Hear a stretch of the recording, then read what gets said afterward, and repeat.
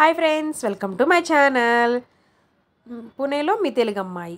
So ఇది వచ్చేసి ఈరోజు పిండి వంటలు సిరీస్ అయితే నడుస్తుంది కదా. సో నిన్నైతే ఫస్ట్ ఒక పిండి వంటకం వచ్చేసి సన్నకారపూస అయితే చేశాను. ఇంక ఈరోజు వచ్చేసి ఒక స్వీట్ చేద్దామని అయితే బెల్లం సుండలు అయితే చేశాను. ఇది చేయడం అయితే చాలా అంటే చాలా ఈజీ. నేనైతే ఇక్కడ నాకు బ్లాక్ అదే పొట్టు మినపప్పు అయితే నాకు దొరకలేదు.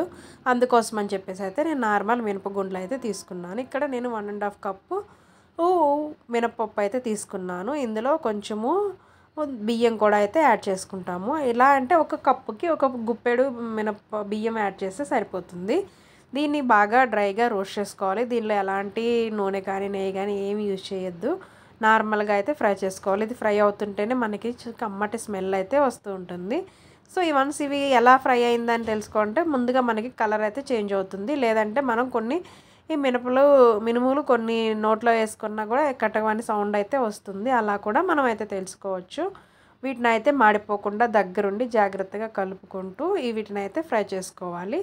అప్పుడే మనకి ఈ వంట టేస్ట్ మొత్తం అయితే ఇక్కడ ఏపే దానిలోనే ఉంటుంది. సో నిదానంగా జాగ్రత్తగా వేపుకోవాలి. ఇంకా ఇక్కడ వచ్చేసి దీనికైతే ఎంత క్వాంటిటీ మనం మినిమల్ తీసుకున్నామో అంతే క్వాంటిటీ బెల్లం తీసుకుంటాము. నాకైతే ఇవి ఫ్రై అవ్వడం కోసం అయితే ఒక 10 to 15 మినిట్స్ అయితే పట్టింది. ఇవన్నీ వంటలు చేయడం అయితే కొంచెం టైం ప్రాసెస్ ఉంటుంది, కానీ చాలా ఈజీగా అయితే చేసుకోవచ్చు. మనం బయట షాపుల్లో వందలు పెట్టుకునే కంటే ఇంట్లోనే హ్యాపీగా అయితే ఈజీగా సింపుల్గా పక్కన ఇంకొక పని చేసుకుంటూ కూడా ఇలా వంటలు అయితే చేసుకోవచ్చు. ఇక నేనైతే ఆఫ్టర్నూన్ లంచ్ ప్రిపేర్ చేస్తూ ఈ సున్నుండలు అయితే ప్రిపేర్ చేశాను. ఇంకా ఇవైతే నేను ఇక్కడైతే చెక్ చేస్తున్నాను. వన్స్ ఇది మనకి బాగా ఫ్రై అయింది అని తెలిసిన తర్వాత దీన్ని మెత్తగా మనం పౌడర్ పట్టేసుకొని జల్లించుకోవాలి. 2-3 సార్లు జల్లించుకుంటే సరిపోతుంది. సో ఇక్కడ నేను అలాగే మిక్సీలో వేసేసి ఇలా జల్లించాను. లేదా మన దగ్గర తిరగలి కానీ, అది ఇసురాయి అంటాం కదా, ఇసురాయి కానీ లేదా రోలు కానీ ఉన్నా కూడా దంచుకోవచ్చు. అలా అయితే బెల్లం అనేది అయితే బాగా కలుస్తుంది. ఇక్కడ ఎంత క్వాంటిటీ అయితే మనం మినుములు తీసుకుంటామో అంతే క్వాంటిటీ బెల్లం కానీ బెల్లం పౌడర్ కానీ తీసుకోవాలి. ఇక్కడైతే నేను కంట్రీ డిలైట్లో ఉన్న బెల్లం పౌడర్ అయితే తీసుకున్నాను. ఇక్కడ నేను 1.5 కప్పు మినపప్పు తీసుకున్నాను. అందులో వచ్చేసి 1.5 కప్పు బెల్లమే అయితే యాడ్ చేశాను. ముందుగా అడుగును కొంచెం పిండి యాడ్ చేసేసి దాని మీద బెల్లం యాడ్ చేసి దాని మీద మనము జల్లెడ పెట్టుకున్న పిండిని కూడా యాడ్ చేసుకోవాలి.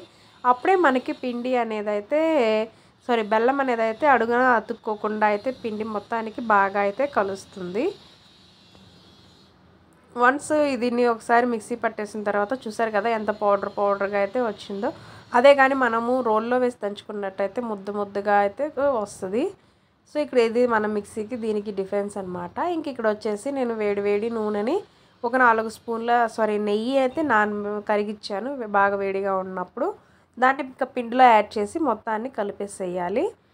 ఇది ఫస్ట్ వేడిగా ఉంటుంది కాబట్టి నేను స్పూన్తో కలిపాను. తర్వాత చేతితోటి అయితే మెత్తగా ఒత్తుకొట్టు కానీ కలుపుకున్నామంటే తక్కువ నెయ్యితోటి అయితే ఎక్కువ లడ్లు అయితే ఈజీగా చేసుకోవచ్చు.